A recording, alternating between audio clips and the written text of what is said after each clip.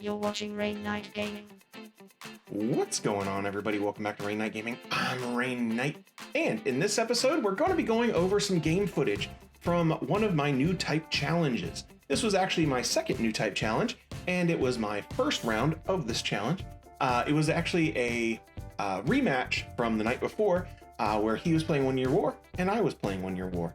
But today, I'm playing something a little different. We'll just speed through my deck profile here so you guys can kind of see what all I'm playing. This is a purple-white build that is a really low-to-the-ground purple-white build. I do play a couple high-end cards just to keep my curve okay, and so like if I do go into later forms, you know, I do a little better. One thing different in this profile from what I actually played, because I made a snap decision while I was there, I took out one of my vanillas, one of my early blockers, and put in 2 freedoms. I thought that was a good call, and it ended up being pretty good because those freedoms really came in handy in a couple matches. So in this match, we're going against a 1 Year War deck. The dude is really good at the 1 Year War deck. Really awesome guy. I'm playing at Champion in Springfield. Champion's a great store. Really love playing there. It's super fun, and they always do MSRP stuff, and it's just a really good place. Big shout out to them for being awesome. So like always, we do not win the dice roll. I don't think I won a single dice roll in those 2 days of tournaments. Luckily we do play, you know, low cost cards, so we are able to do stuff pretty quickly just on our second turn. You know, we're able to get out at least 1 gem. The main, you know, if you can, you really want to be able to get out 2 gems on that turn.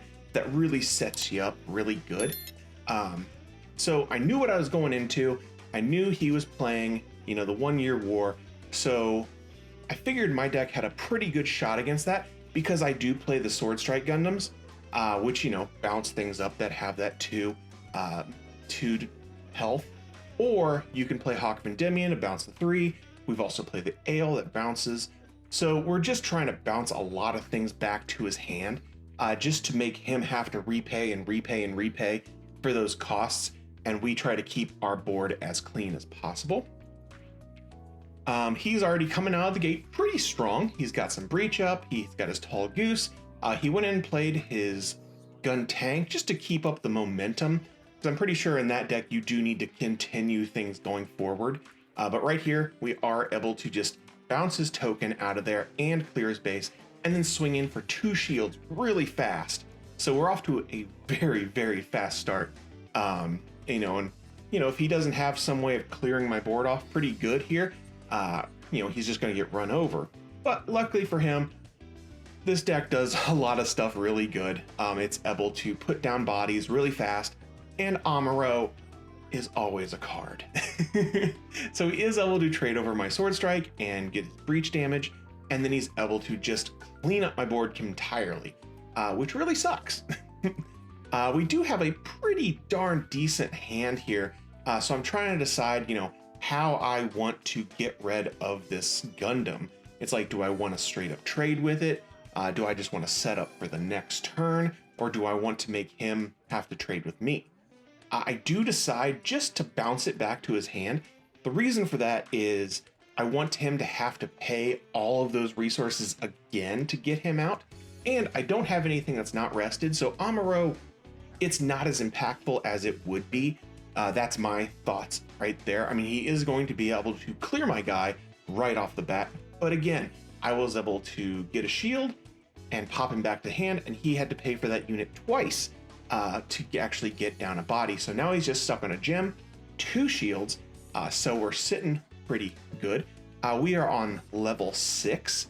So our whole deck is almost opened up to us. I think we're still a little short on being able to get out our freedoms if we had to. But we're able to put down a few units. I'm just trying to set up for the next few turns. I do know some people think you shouldn't play out the Barbatos Force Form without the link, because it just tends to get sniped out a lot because people don't want to have to deal with it. Lucky for me, he did go after our 4-3. I love that. The vanillas are so good just because the stats are so good. Like, he put down 2 cards, and traded with my 1, which means, you know, my curve is looking a lot better than his at the moment. He's able to put down a base and get his 2 tokens. That gives him a lot more board presence. Luckily, we do have our base on board, so it's not as scary. And he doesn't have the link pair with the Char and his Zaku 2. So sitting at, what are we, 7 or something? 7 or 8? I forget. Let's see, 6, 7. 7 turns. Yeah, I always forget to count at what actual level I am. I'm thinking about getting like a counter so I don't have to count the cards. Just, you know, something to remind me exactly what level I'm on.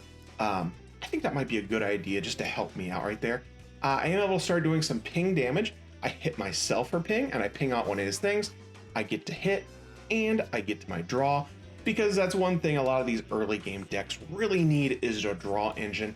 That's why I think the purple is really good with the white, because white has a draw engine and purple has a draw engine. So it kind of really builds off of each other. I'm not able to do a ton on this turn, just because, you know, you can only do so much.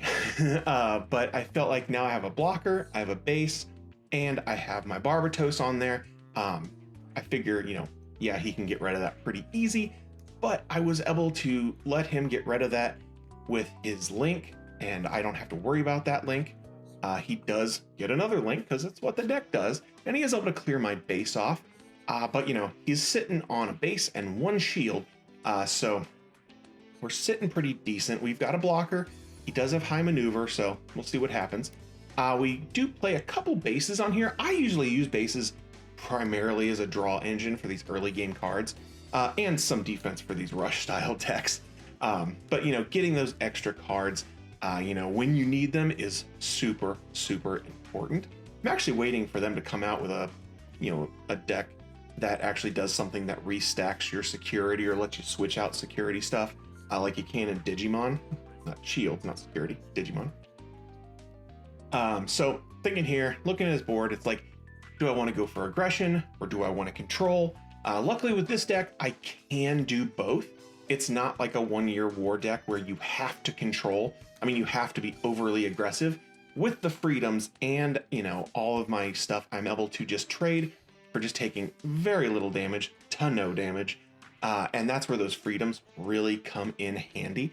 I'm actually thinking I should have played more, you know, the other base that lets you restand your blockers. I don't play a lot of blockers, but it could come in pretty handy. So we went ahead and we cleared off a lot of his board.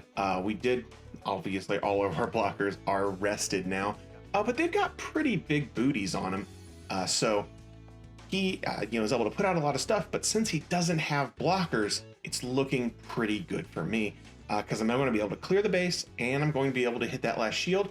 And if I have another link pair in hand, that's just going to be game, and I do with Sword Strike. So really fun game. That really showcased what the deck is supposed to do. It's a really fun deck. I'm really playing around with it more and more. I really want to try to make it work just because the color combo is something I really, really enjoy. But hey guys, that's going to be it for me today. Hopefully you guys like these videos. Hopefully you go down, like, subscribe, and let me know how you guys are doing in these Newtype challenges. Make sure you go over my Discord and tell me if you guys are winning. Post your deck. Maybe you guys could be in the next Meta Watch. Who knows? But hey guys, you know what I always say. If you stay ready, you ain't got to get ready. And I'll see you in the next one. See ya.